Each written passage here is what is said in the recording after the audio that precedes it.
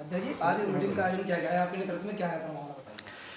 आज परम पूज्य डॉक्टर भीमराव अंबेडकर साहब की जन्मदिन पर राष्ट्रीय कार्यालय आवामी हिंद पार्टी के डॉक्टर रईस अलवी साहब को पश्चिमी उत्तर प्रदेश के प्रदेश अध्यक्ष नियुक्त किया गया है और उनके उज्जवल भविष्य की शुभकामनाएं।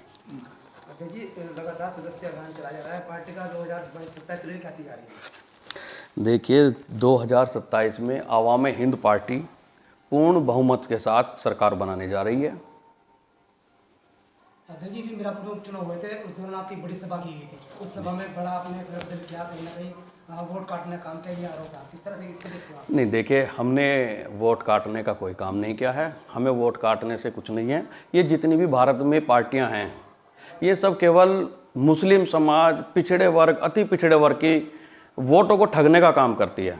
इन्होंने ऐसा कोई काम नहीं किया जिससे कि समाज को आगे बढ़ाया जाए।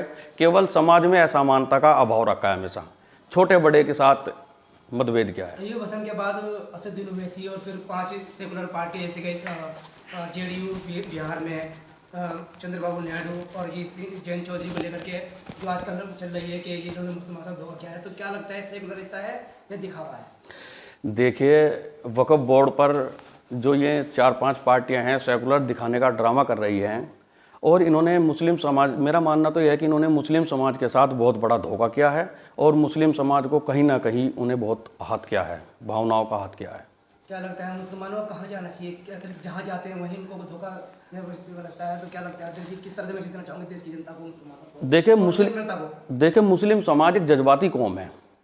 ये बेचारे बहुत सीधे साधे लोग हैं और ये जितनी भी राजनीतिक पार्टियां हैं, जब से देश आज़ाद हुआ है लगभग 78 साल हो गए, इन लोगों को ठगने का ही काम किया गया है। मुस्लिम समाज को कभी बहला के, कभी इधर करके, कभी इधर करके इन्होंने केवल मुस्लिम समाज को चोट देने का काम किया है। आज अगर आप सच्चर कमेटी की रिपोर्ट लगभग 2006 में आई थी, अगर आप 2006 से भी देखो, 2006 की सच्चर कमेटी की रिपोर्ट में ये कहा गया था कि उस टाइम भी मुस्लिम समाज की जो आर्थिक स्थिति है और शिक्षा की स्थिति एक दलित समाज से भी बहुत ज़्यादा गिरा हुआ स्तर है और 2006 के बाद लगातार मुस्लिम समाज की आर्थिक स्थिति और शिक्षा की स्थिति गिरती जा रही है और आज मुस्लिम समाज बहुत ज़्यादा परेशान है और उन्हें कहीं धर्म के नाम पर भी टारगेट किया जा रहा है। तो क्या तैयारी है इसके लिए कि लोगों को जागरूक किया जाए? देखिए, हम लोग आवामी हिंद पार्टी पूर्ण रूप से मुस्लिम समाज, पिछड़ा वर्ग समाज, दलित समाज की हर तरीके से मदद करेगा और इन समाज को आगे बढ़ाने का कार्य करेगा। बाबा साहब क्या जयंती है, क्या मैसेज देना चाहोगे? देखिए, भीमराव अंबेडकर साहब हमारे परम पूज्य आदर्श हैं।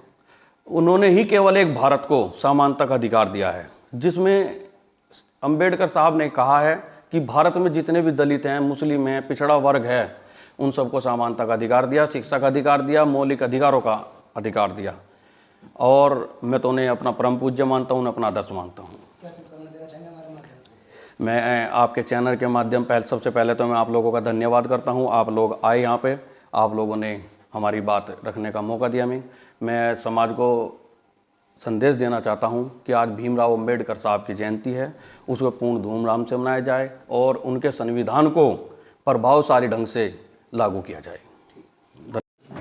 आवामी हिंद पार्टी में आज आपने सदस्यता ली है, क्या सोची? मैं इससे पहले भी कई पार्टियों में और बहुजन समाज पार्टियों में काम कर चुका हूं। उन सब में काम करने के बाद मुझे महसूस हुआ है कि हम मुस्लिम समाज सभी समाज का साथ देता है, लेकिन वक्त आने पर वो लोग हमारे साथ नहीं होते। आवामी हिंद सिर्फ मुस्लिमों के लिए काम करती है, दलित के लिए भी काम, सबके लिए? आवामी हिंद पार्टी, आप नाम से ही अंदाज़ा लगा लीजिए कि पूरे हिंदुस्तान के अवाम न कि मुस्लिम के लिए काम करती है और इसी काम की वजह से हमारे साथ 3 और अन्य पार्टियां जुड़ चुकी हैं।